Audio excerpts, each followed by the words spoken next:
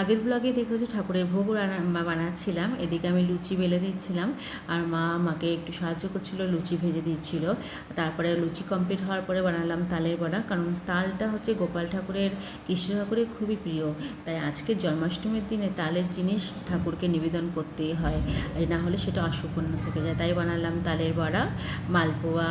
আর মা তো আমাকে একটু হেল্প করে দিচ্ছিল সবগুলো করে করে। তারপরে আমি বসে পড়লাম ঠাকুরকে গুছিয়ে পুজো দিলাম। আমি বানিয়েছিলাম আজকে লুচি, সুজি, তালের বড়া, মালপোয়া, ব্যাস, আর নাড়ু, আর ফল আর মিষ্টি তো আছেই।